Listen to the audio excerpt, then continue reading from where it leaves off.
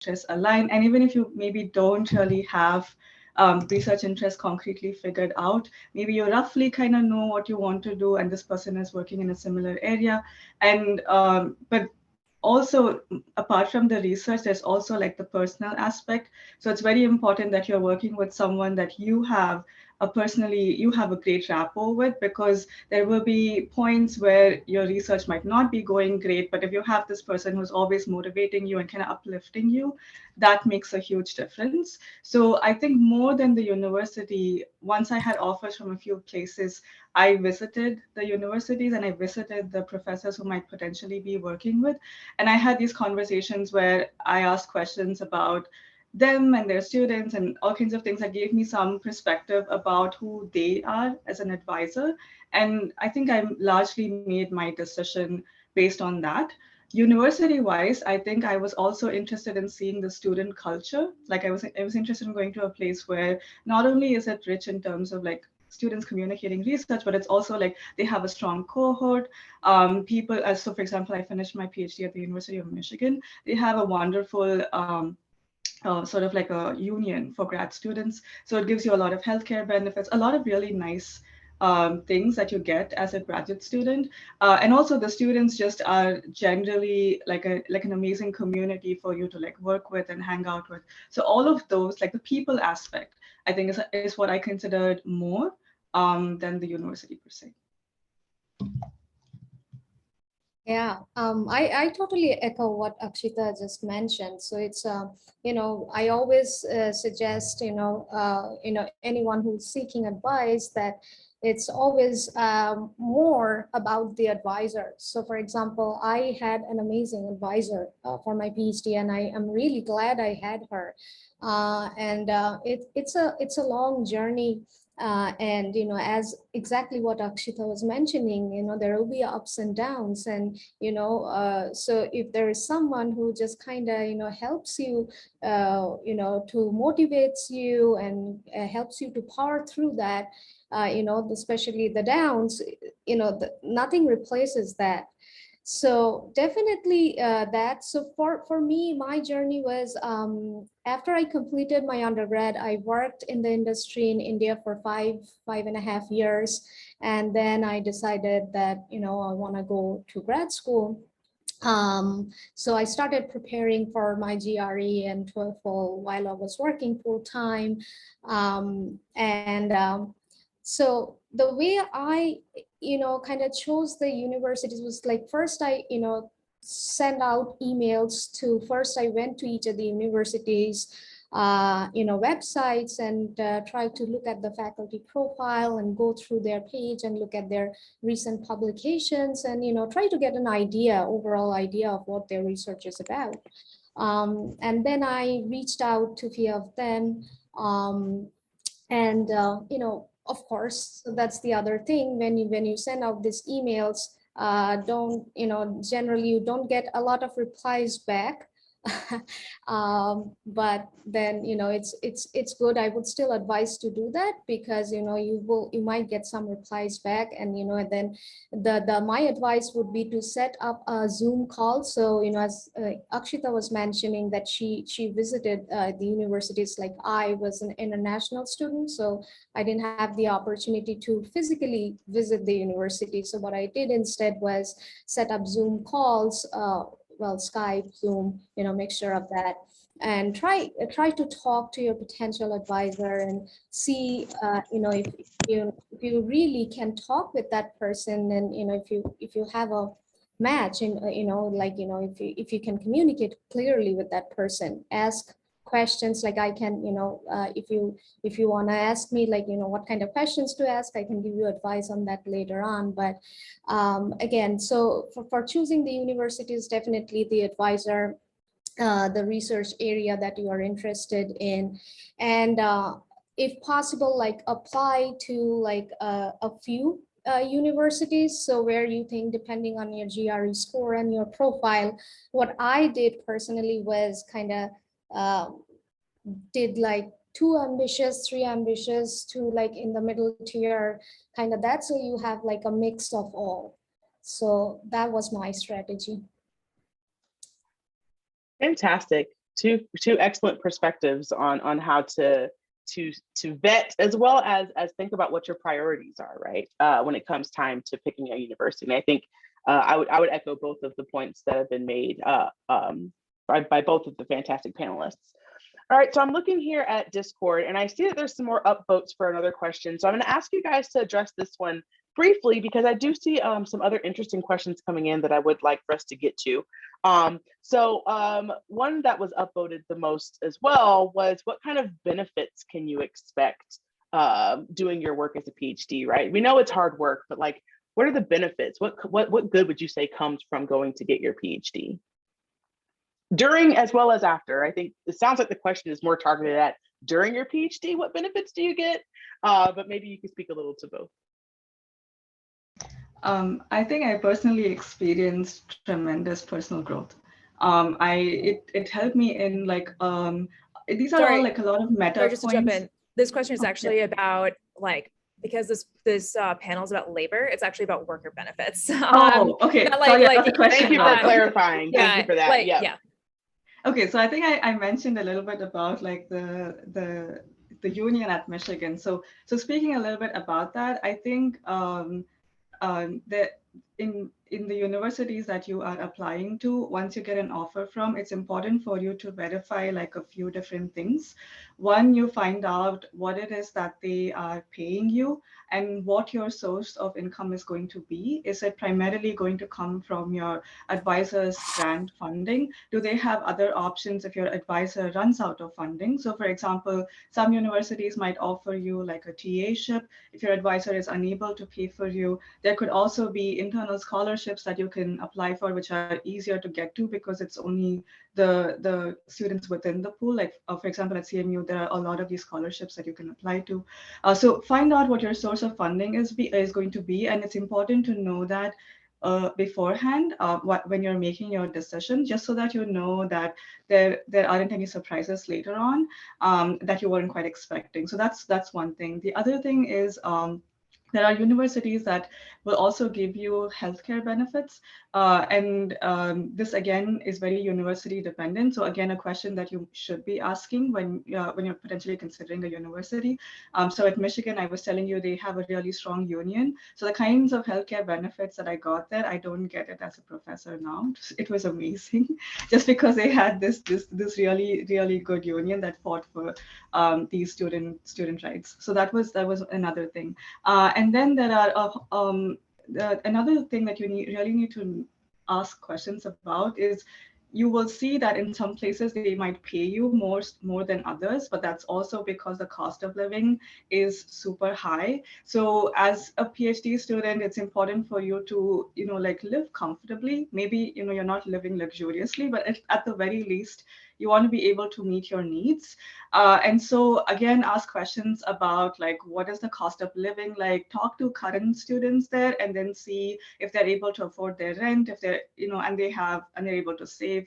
All of those are important questions. Do you need a car to get around? Do people have to buy a car off the bat? These are all things that again, it depends on the university, but then if it's like the correct ratio, more often than not, you should be able to pay for these things when you're doing a PhD, because ultimately your PhD is, at the end of the day, it is a job. You are being hired to do research. So you need to make sure that you're being paid all of these things to make sure that, your research is complicated as it is. So you don't want to be thinking about all of these other things that are also bothering you on top of the research that you have to do. So just ask these questions and then get them clarified and see if you feel comfortable about what is being offered to you. Really quickly, we have another panelist that was able to join us, Dr. Feng. Did I say your name correctly? Yes, thank you. Okay, would you like to introduce yourself really quickly? I finally found the correct link. I'm so sorry about that. That was my fault. So sorry about that. So please go ahead and introduce yourself, because I do want to get all of you guys' perspective on some of these other questions that we have as well. So go ahead. Yes, my name is Yuan Fan. I'm an assistant professor at the University of Vermont, Department of Computer Science. My primary research area is human-computer interaction, data privacy, especially usable data privacy, as well as consumer health informatics. So I think just now I heard the topic is about the like salary, health insurance, living Yep. expenses. Worker benefits essentially was the question. Yep, Work around worker benefits. Yeah. Did you Yeah, have something worker that you wanted benefit. to add to that as well? Yes, I really want to add to that is try to do some research about the living expenses in different places, because I've been to many institutions in the United States. I was an international student. I was in North Carolina, Chapel Hill, and then I moved to Philadelphia, which is a big city, which has a higher living expense. And then I moved to Pittsburgh as a postdoc, and now I'm at Burlington, Vermont. So I think the cost of living is definitely a consideration for international students. For sure. Dr. Chatterjee, did you want to add anything to this before we move on to the next question? No, I think pretty much everything is covered. Just one thing, like for people who don't know, because I didn't know a lot of it when I started my PhD. So how it works is basically when you are hired as a research assistant or a teaching assistant, that is basically the two sources of like how you're going to be funded for your PhD. So what happens is that you first get your tuition remission, which means you're not going to be paying for all the courses that you are taking, and you get a subsidized health insurance, and you get a stipend. So the stipend was exactly what Akshita was talking about. It was, it's different based on like universities, departments, and cities, depends on the living costs. So just wanted to put it out there. Absolutely. Fantastic. So I want to use the rest of the time we have here to discuss, I think, an interesting set of questions, particularly for new faculty who are here recruiting, as well as students that are considering the PhD. But we had someone ask questions that I believe are related. So for someone who does not have a master's degree and not published any research papers, is it difficult to get a chance in the PhD? And kind of echo or following that, does industry experience, is that considered if someone is willing to do or interested in doing research in the area of software engineering? So I'm curious about you guys' perspectives on that particular issue. So I think this is a very, this is a good question. And one thing that I can speak for is before I got started my PhD, I didn't have a research publication. I had done some research and I kind of roughly knew that I wanted to do research, which I think is also where this person's coming from. But I didn't have any research publications. I did have a master's degree though, and I think that was helpful for me to kind of understand that I wanted to do a PhD in the first place. I was a little late to the game. But my point here is that in terms of requirements, I think it very largely depends on who your advisor is and what kind of things that they expect. And also, like, there's also sometimes the university the graduate student admissions committee that's sort of like have their own set of requirements. So again, it's very university specific and very advisor specific.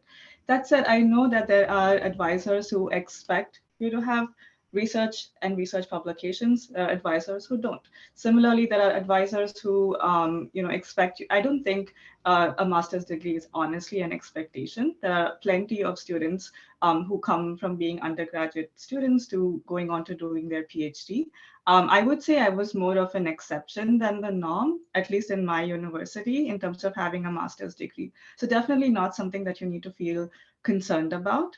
So the other thing is, so because it's very advisor dependent, I guess, how do you know, right? So this is where this idea of actually finding out. So for example, there are websites where people list what are the kinds of requirements that they're looking for in their PhD students. Some advisors kind of write blog posts for prospective students to kind of know what it is they are looking for. So perhaps following some of that. And then there are also these, there are universities where the graduate students have started organizations to go over applications before the applications are submitted. Initially, it was mainly started for students from underserved groups, but I see that now it has expanded to encompass a larger pool. So for example, at Michigan, when I was a student, there was this body of students who would just go over applications to give them some advice about how do you make your application better? Do you, can we give you an opinion on where you stand in terms of being admitted to Michigan? So like those are all things that several universities have started doing. And also they give you some feedback on how do you make your application better. So I would say rely on all of these things to kind of answer this question of where you might want to go and which advisor might potentially be interested in the kind of student that you are. Yeah, so exactly that. Like this is very dependent on the advisor. But I can say, like, for what I have seen, especially in the field of software engineering, industry experience is valued. The reason being is you already know how to work in a team. You have already had some experience of working in the industry, therefore you can bring in some very interesting perspectives from the industry, right? So the focus of software engineering is to really build tools to make, help the developers write better code. So you might be bringing in very good perspectives. So what I have seen so far is that industry experience is really valued, especially in software engineering. And master's degree, I don't think many people have master's degrees, so don't worry about that. It's getting, increasingly difficult. Like, we see now that many undergrads have research experience, but again, that is not a requirement. Unfortunately, there is no one formula that, like, oh, okay, if I have one publication and I have this, like, can I get an admission? It's an overall profile. So it's about how you're writing your statement of purpose, what your motivation is for your graduate study, your recommendation letters. So everything plays a part. Dr. Feng, would you like to add something before we conclude this session? Yeah, I actually saw the good question in the chat. So I actually want to say Please. that Yes. actually, because advisor and mentee relationship is approximately 5 years, give or take. And I think it's important. I think as an advisor, I'm looking for students who can work well in teams. And I don't expect them to be, I would say, to be a good team worker in the beginning, but they need to have the intention to learn how to work collaboratively, because that's that's important, not in academia, but also in industry, if you decide to go to industry work. Fantastic. Thank you for addressing that. Yeah, I went ahead and had them add the question to Discord as well. So if faculty have anything else they want to add to that, or would like to answer any of the other questions that students have, please do make sure you check the Discord channel for that. Let's take a moment to thank our panelists. Thank you all so much for taking time to answer questions. I apologize again for the link debacle. Everything should be set now for the rest of the day. We will be in this room until the break, and then after that we'll be in Discord. So I'm going to stop recording.